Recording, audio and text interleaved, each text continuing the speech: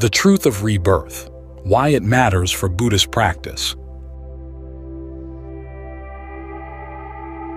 Each time you choose one course of action over another, you're making a wager as to the consequences of your choice. This is especially true if the choice is between something easy that promises pleasant short-term rewards and something hard that promises great rewards but only after a long time. Will the harder choice be worth the effort? Will the easier one be irresponsible in the long run? As a person embedded in time, there's no way you can know for sure. To begin with, there are the particulars of your own personal future. Will you or those you love live long enough to experience the results of your choices? Will disaster interfere to wipe out everything you've done? Then there are the larger uncertainties of life in general. Do we even have choices in our actions? Or are all our choices predetermined by some past or outside power beyond our control? If we do have choices, is it worthwhile to struggle over difficult ones? Do they really matter? And even if our choices do matter, how far into the future should we calculate the consequences? Do they shape only this life, or can they shape lives after death? Arguments based on logic or reason have never been able to settle these issues conclusively. The world's great religions don't agree on their answers, and the empirical sciences have no way of answering these questions at all. Yet we all keep having to grapple with these questions. We don't leave it at, "I don't know," and refuse to entertain them, for even the refusal to think about these things is a wager that ultimately they won't matter. The Buddha taught, however, that they do matter a great deal, and that awakening, in going beyond the dimensions of space and time, gives perspective on how choices operate within those dimensions. You see that choices are real, that they do make a difference, and that the consequences of your choices can shape not only this life but also many lifetimes in the future. As long as the mind still has the craving that leads to rebirth after death. Prior to awakening, you can't know these things for sure. But as the Buddha states, if you want to gain awakening and to minimize suffering in the meantime, it's wisest to assume these principles as working hypotheses. Of course, that's taking the Buddha at his word, which, as long as you haven't gained awakening, is a wager too. The purpose of this small podcast on the Buddha's teachings about rebirth is to show why, as you engage repeatedly in the wagers of action, the wisest course is to place your bets with him. Rebirth has always been a central teaching in the Buddhist tradition. The earliest records in the Pali Canon, Majjhima Nikaya 26, Ariyapariyesana Sutta, the Noble Search, Majjhima Nikaya 36, Mahasakaka Sutta, the longer discourse to Sakaka, indicate that the Buddha, prior to his awakening, searched for a happiness not subject to the vagaries of repeated birth, aging, illness, and death. One of the reasons he left his early teachers was because he recognized that their teachings led not to the goal he sought, but to rebirth on a refined level. On the night of his awakening, 2 of the 3 knowledges leading to his release from suffering focused on the topic of rebirth. The first showed his own many previous lives. The second, depicting the general pattern of beings dying and being reborn throughout the cosmos, showed the connection between rebirth and karma, or action. When he did finally attain release from suffering, he recognized that he had achieved his goal because he had touched a dimension that not only was free from birth, but also had freed him from ever being reborn again. After he had attained release, his newfound freedom from rebirth was the first realization that occurred spontaneously to his mind. When teaching the path to awakening to others, he defined the 4 stages of awakening achieved by the path in terms of how many rebirths remained for those who reached them, up to 7 for those reaching the first stage, 1 return to the human world for those reaching the second, rebirth followed by total liberation in the pure abodes for those reaching the third, and no rebirth for those reaching the fourth, Anguttara Nikaya, AN 3.86. On occasion, when one of his disciples who had not reached full awakening passed away, he would comment on the disciple's rebirth, as when Anathapindika, the householder, after his passing, appeared to the Buddha as a heavenly being, Majjhima Nikaya 143. When any of the Buddha's fully awakened disciples passed away, he would state that one of the amazing features of their passing was that their consciousness could no longer be found in the cosmos. Rebirth, he said, happened to those who still had clinging, but not to those who didn't, Samyutta Nikaya 44.9. And one of his own amazing attainments as Buddha, he said, was that after the end of this life, the world would see him no more, Digha Nikaya 1. When discussing more mundane topics, such as the rewards of generosity and virtue, he would cite the rewards they brought not only in this life, but also in future ones. Even in cases where he was asked specifically to confine his discussion to the present life, he would end the discussion by referring to the rewards of these skillful actions after death, and 5.34 and 7.54. So the theme of rebirth is woven inextricably throughout the Buddha's teachings, and freedom from rebirth has been a central feature of the Buddhist goal from the very beginning of the tradition. All of the various Buddhist religions that later developed in Asia, despite their other differences, were unanimous in teaching rebirth. Even those that didn't aim at putting an end to rebirth still taught rebirth as a fact.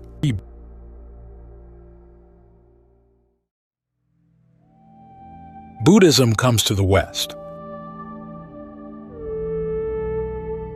Yet, as these Buddhist religions have come to the West, they have run into a barrier from modern Western culture. Of all the Buddha's teachings, rebirth has been one of the hardest for modern Westerners to accept.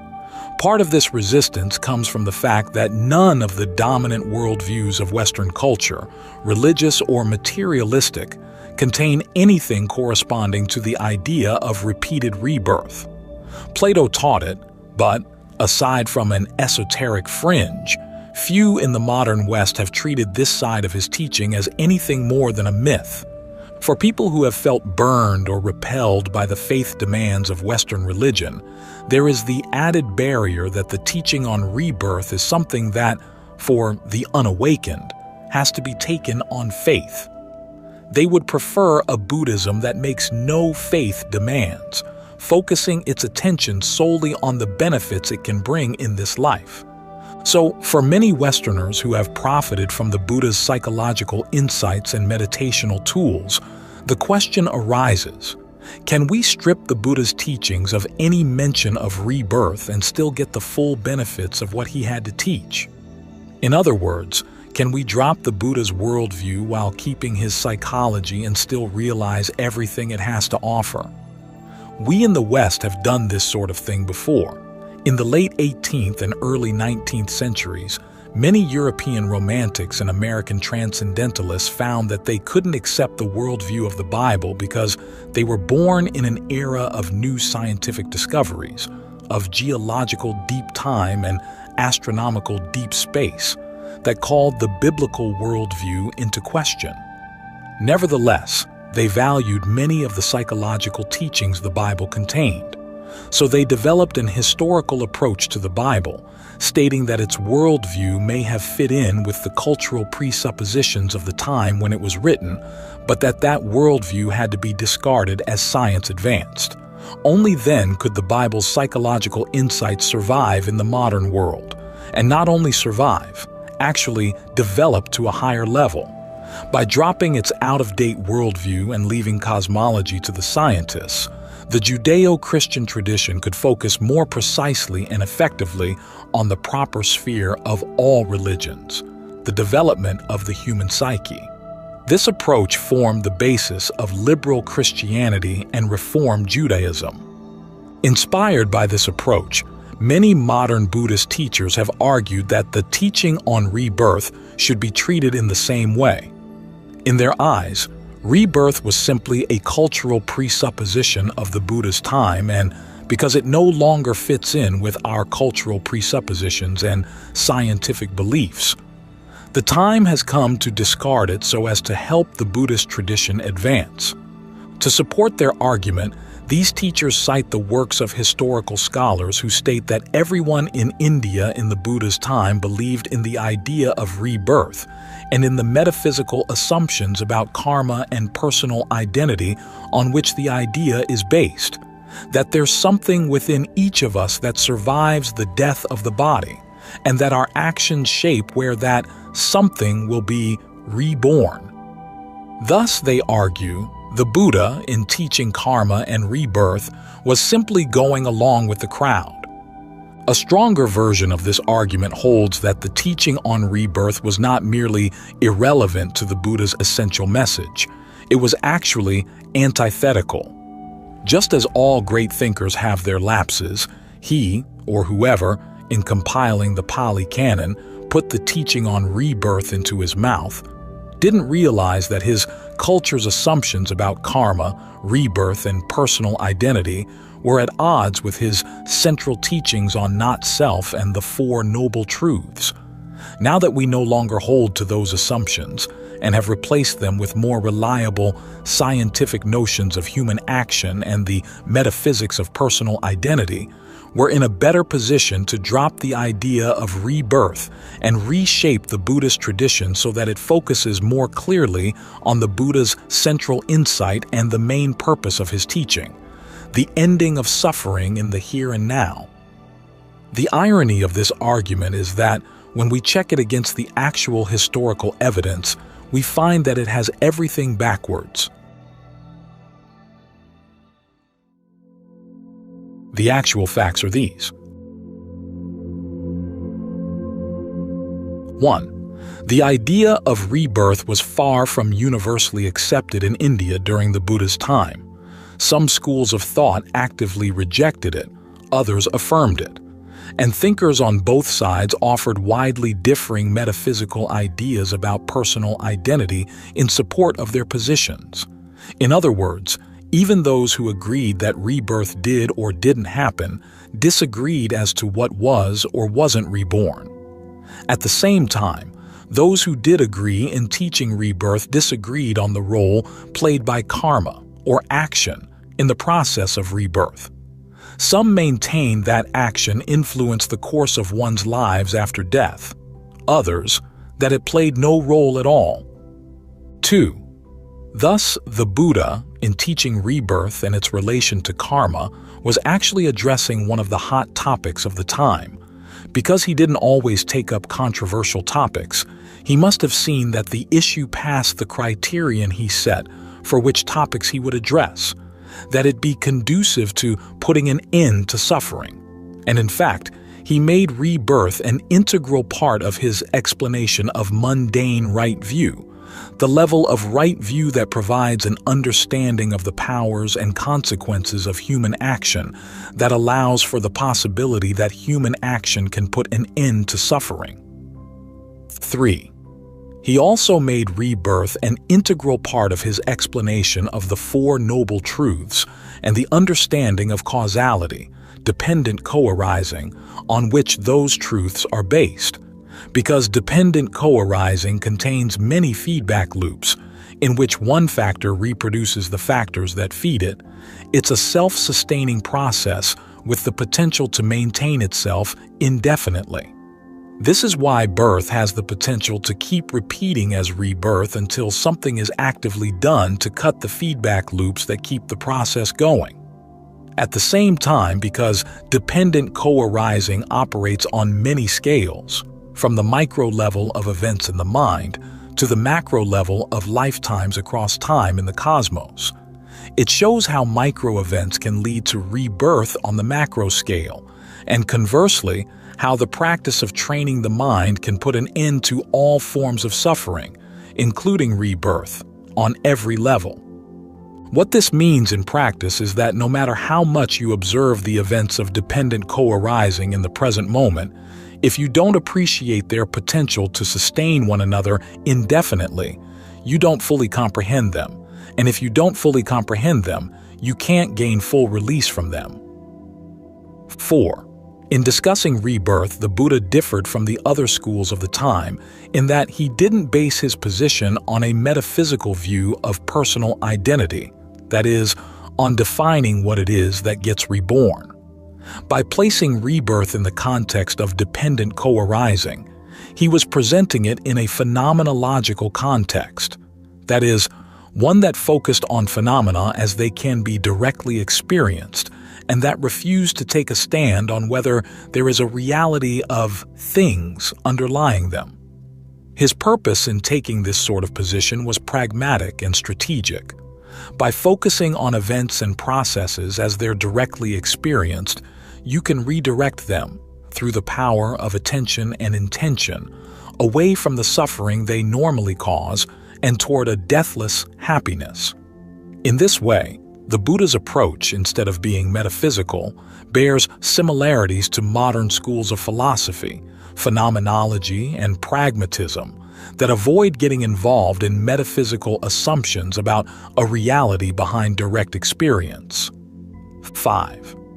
The fact that the Buddha suggested that his contemporaries drop their metaphysical assumptions about personal identity if they wanted to practice the path suggests that he would make the same suggestion to people in the modern world. To get the most out of his teachings, it's necessary to recognize that we have metaphysical assumptions about personal identity and the world, and that, unless we put them aside, those assumptions will prevent us from looking deeply enough at immediate experience in the terms described in dependent co-arising. To see experience in terms of dependent co-arising means identifying the mental events and choices that lead to rebirth and other forms of suffering, and developing the knowledge that can put them to an end. In other words, part of the practice even today lies in confirming that the Buddha was right about the connection between karma and rebirth, and that his rightness was timeless. These teachings are integral to the Four Noble Truths, and in particular to the path of practice leading to the end of suffering. To discard these teachings won't help Buddhism to advance. It will prevent the teachings from fulfilling their purpose. Although it's possible to gain some benefit from the Buddha's teachings without accepting what he said about rebirth, if we want to get the most out of his teachings, we owe it to ourselves to give his statements on rebirth a fair hearing. Because rebirth is such an important working hypothesis in following the path all the way to the end of suffering, and because misinformation on these points is so widespread, it's necessary to discuss the Buddha's actual teachings and their context in some detail. In addition, because Buddhist thinkers in the centuries after the Buddha's passing often abandoned the Buddha's position on point number 4, they let themselves get drawn into metaphysical discussions about what does or doesn't take birth. We have to focus on the early Pali discourses to gain an accurate picture of the Buddha's own position on these issues.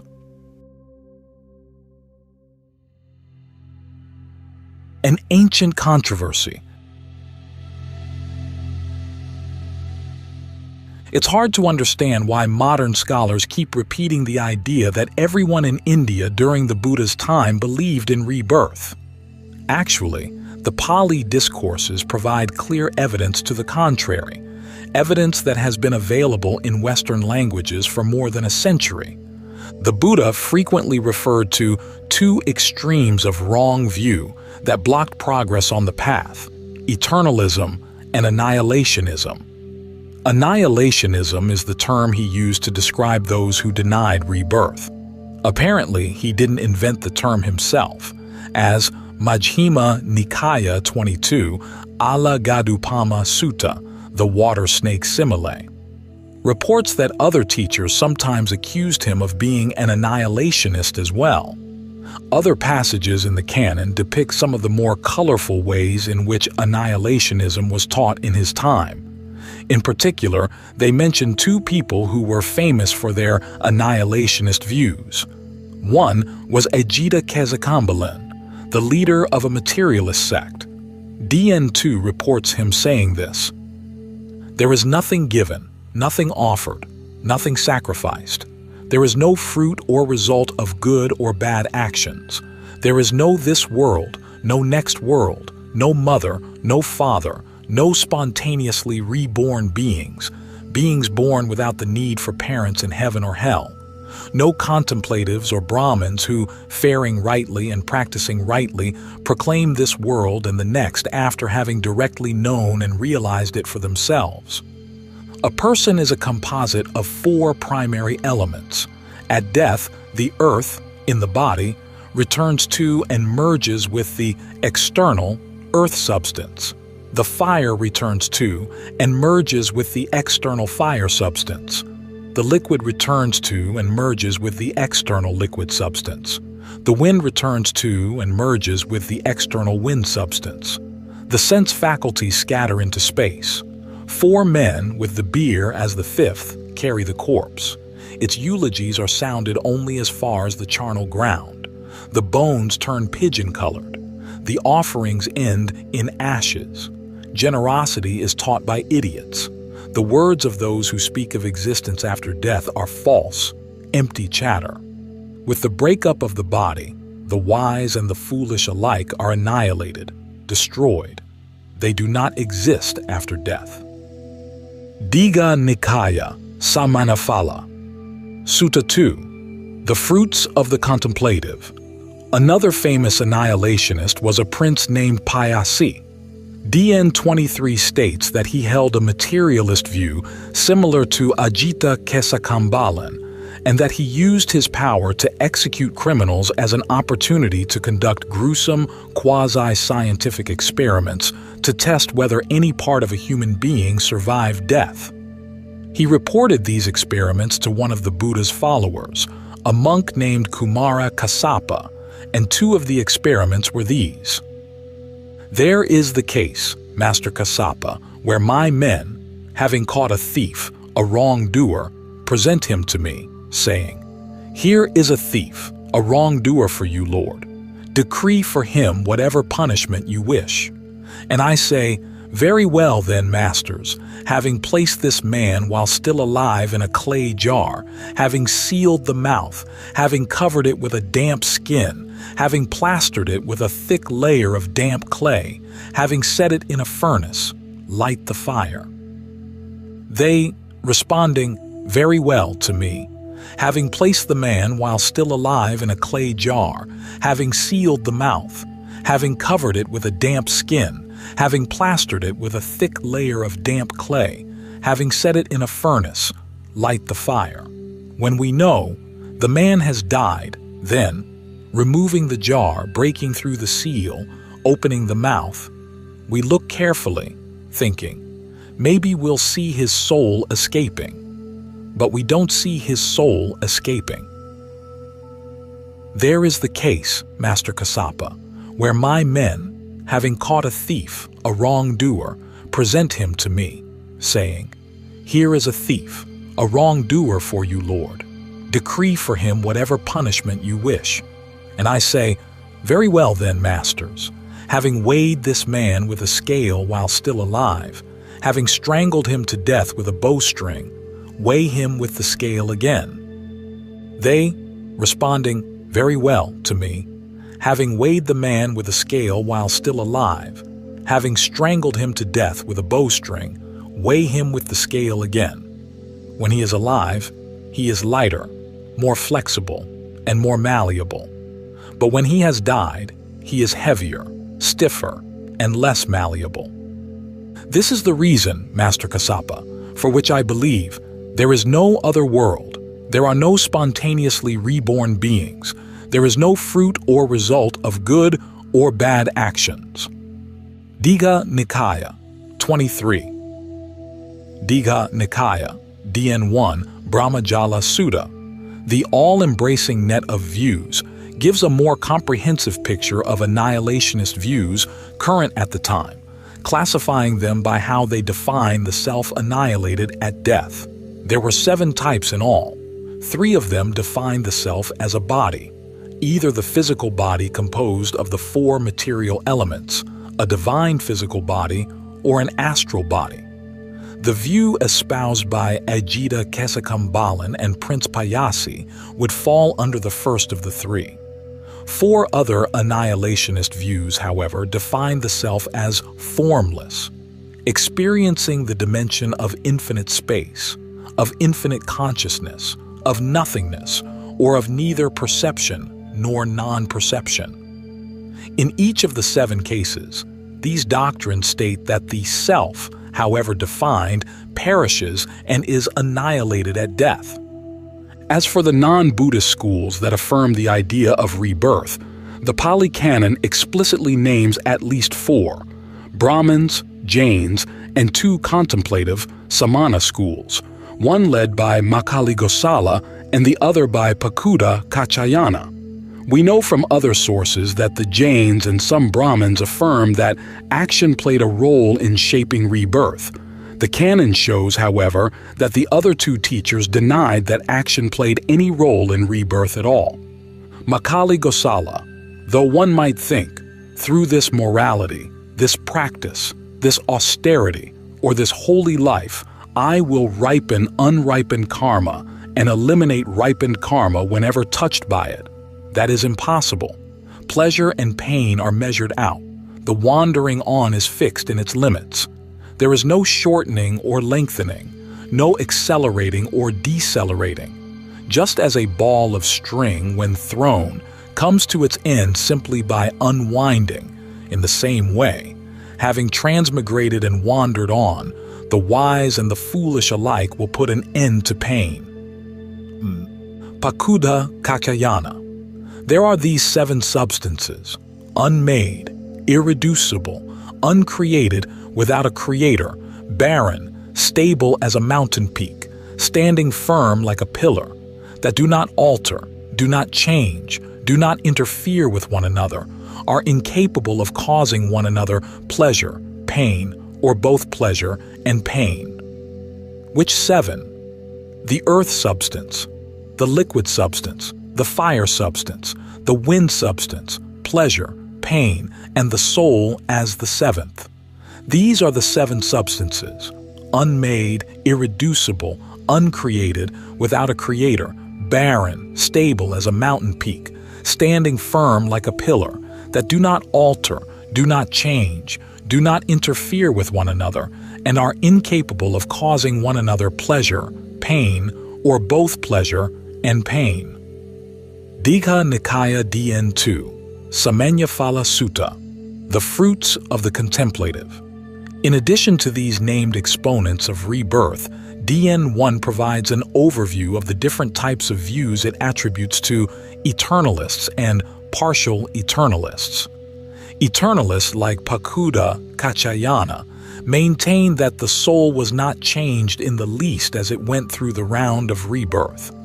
Partial eternalists held that some souls changed their position in the cosmos, and thus their experience of pleasure and pain as they went through different lives, whereas others never changed their position in the cosmos at all. Although the Pali Canon doesn't discuss these rebirth theories in great detail, we know from other contemporary sources that the Jains and Brahmins took great pains to define what sort of self or essence was reborn, and it's likely that Makali Gosala and Pakuda Kakayana did as well, for their theories of rebirth require a soul or substance in a person that takes birth after death. The most detailed discussions of what a soul might be are the Brahmanical Upanishads, which advance many theories about what is reborn. The self becomes consciousness and leaves the body, Bausa 6, 4.2. The self is bodiless, immortal breath energy, and is identical with Brahman, the underlying force of the cosmos, Bausa 4, 4.7. One supreme self is an astral body, Chiyuir 12, that can be detected by the faculty of the mind, Kathusa Q 3.9.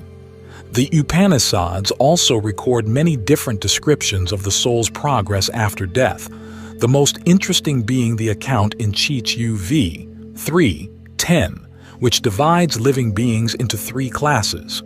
Those in the most developed class gain union with Brahman after death. Those in the intermediate class go stage by stage to the moon, on which they feed. Then they return to earth as rain, becoming plants and then being reborn as the sort of animal that eats the plants. Those with good karma get to be eaten by human beings, those with worse karma by lower sorts of animals. The lowest class of beings, which includes tiny insects, suffers a fate that the Upanishad doesn't even describe. So it's clear that when discussing rebirth, both sides of the issue felt called upon to take a stand on two issues. The first was the nature of what a person is, and from there, an explanation of how that person is or is not annihilated at death. In other words, both sides assumed that they had to explain their positions by taking a stand on the metaphysics of personal identity. The second issue, among those who accepted rebirth, was the relationship between human action and rebirth, whether the course of rebirth was affected by human action or not. Given such a wide variety of views on both sides of these questions, it's obvious that the idea of rebirth was not an unexamined assumption in Indian culture. It was one of the most controversial issues of the Buddha's time. And the controversy wasn't confined only to the philosophers. In one of his most famous discourses, the Buddha addresses the Kalamas, a skeptical group of villagers, telling them that by avoiding unskillful actions and developing a mind free from ill will, a person gains 4 assurances in the here and now. If there is a world after death, if there is the fruit of actions rightly and wrongly done, then this is the basis by which, with the breakup of the body, after death, I will reappear in a good destination, a heavenly world. This is the first assurance one acquires. But if there is no world after death, if there is no fruit of actions rightly and wrongly done, then here in the present life I look after myself with ease, free from hostility, free from ill will, free from trouble. This is the second assurance one acquires. If evil is done through acting, still I have willed no evil for anyone. Having done no evil action, from where will suffering touch me? This is the third assurance one acquires. But if no evil is done through acting, then I can assume myself pure in both respects. This is the fourth assurance one acquires. Anguttara Nikaya, AN 3.65, Kalama Sutta, to the Kalamas. If the idea of rebirth and its connection with karma had been universally accepted in ancient India, the Buddha wouldn't have had to offer these assurances to the Kalama villagers. This means that we can't write off the Buddha's teachings on karma and rebirth simply as an undigested remnant from his culture. In teaching rebirth, he was consciously addressing an issue that was hotly debated, in a culture that expected him to articulate clearly his explanation for how and why rebirth did or didn't happen.